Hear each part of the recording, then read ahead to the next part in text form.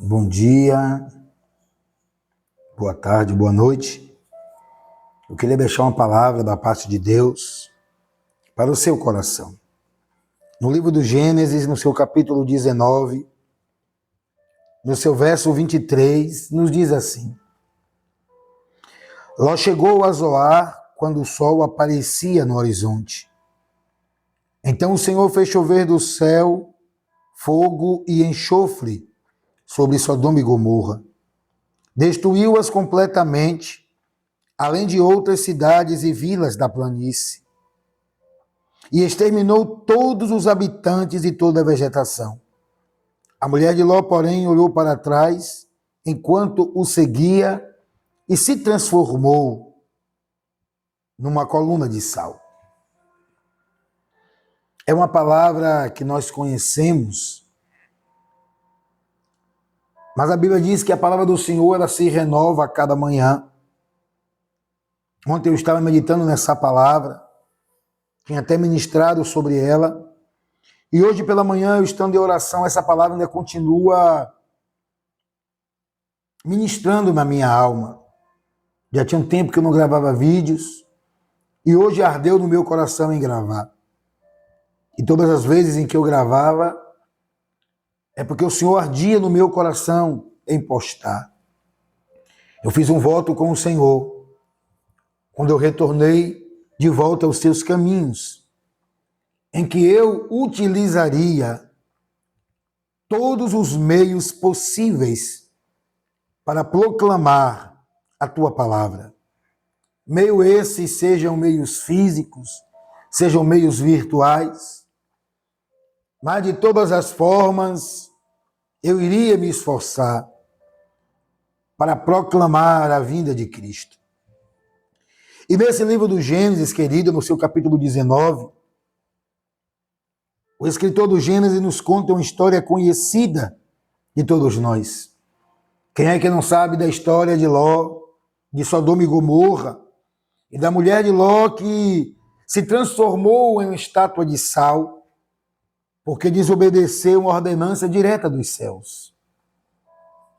A orientação, a ordem direta, em que os anjos disseram para Ló, para sua esposa e para suas filhas, é que eles fugissem de Sodoma e Gomorra, mas que não olhassem para trás.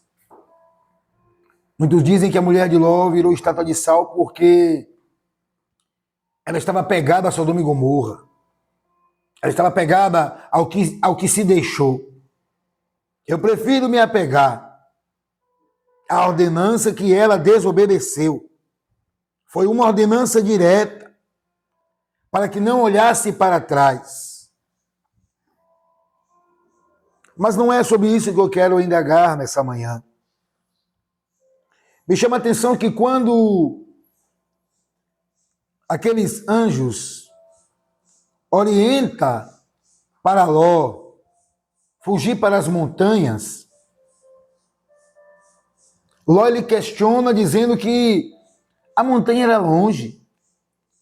E se ele fosse pegar aquele caminho, não daria tempo dele ser salvo. Ele acabaria morrendo no caminho. E Ló olha para uma cidade próxima, um vilarejo, uma cidade que era situada naquela planície. Interessante que ao redor de Sodoma e Gomorra tinha mais 3 cidades. Está em Gênesis 14. Uma delas era Admá e a outra Zeboim. Gênesis 14, no verso 1. Então observe que era um conjunto de 5 cidades. Sodoma, Gomorra, Admá, Zeboim e Zoar. Por que Zoar? Que quer dizer lugar pequeno, lugar insignificante. Então, quando Ló questiona ao anjo que se ele fosse para as montanhas, ele iria perecer, mas que se o anjo permitisse que ele fosse para Zoar, E o anjo assim atendeu ao pedido de Ló. No verso 21, após Ló pedir para o anjo, disse o anjo: está bem, disse o anjo, atenderei ao seu pedido, não destruirei o vilarejo. Verso 22, mas vá logo, fuja para ele, pois não posso fazer nada enquanto você não chega lá. Isso explica porque a vila era conhecida como Zoar, lugar pequeno. E observe que a ordenança dos céus, dada pelo Senhor, para que fosse destruída Sodoma e Gomorra, e com isso atingiria essas outras 3 cidades, incluído Zoar, há um pedido de Ló. Há um pedido de Ló. A cidade de Zoar não foi destruída. Só que, após acontecer a destruição, Ló não quer permanecer em Zoar. Glória a Deus. Verso 30 do capítulo 19.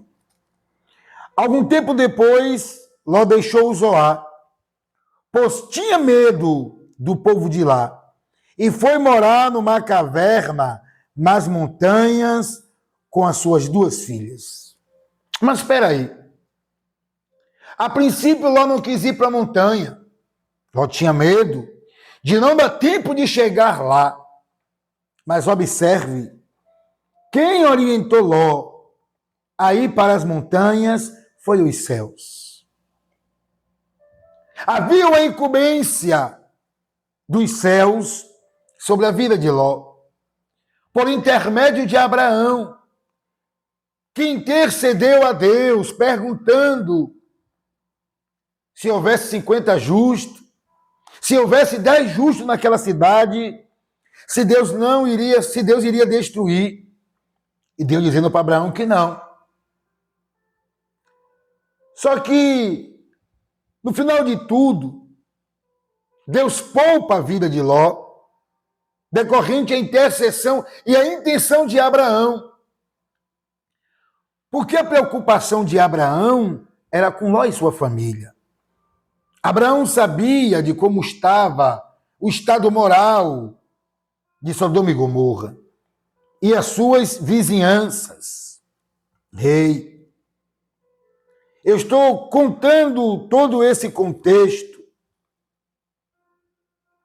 para que eu e você entenda o poder de um clamor, o poder de uma intercessão. Abraão intercede por Ló. Abraão dialoga com os anjos, preocupado com o seu sobrinho. E quando os anjos visitam Ló, para observar de perto como estava o povo de Sodoma e Gomorra, os anjos entendem, os céus entendem, que verdadeiramente o clamor que chega aos céus, das calamidades que havia sobre Sodoma e Gomorra, Deus verdadeiramente tinha que destruir. E assim o Senhor o fez. Só que Zoar era para ser também destruída. Mas por causa de um clamor de Ló, com medo e com receio de morrer no caminho, mesmo que ele não iria morrer, irmãos, porque já havia algo estabelecido da parte de Deus, para que Ló fosse poupado. E observe que muitas das vezes esse Zoar simboliza na minha e na sua vida um lugar de escape. Porque quando Ló clama, o anjo diz para Ló: vá depressa, porque eu não posso fazer nada até você chegar naquele lugar, em Zoar. E assim aconteceu. Então, quando eu e você apresenta algo das nossas vidas, ou alguma área, entenda, os céus, eles contemplam o que eu e você pede. E a intenção do nosso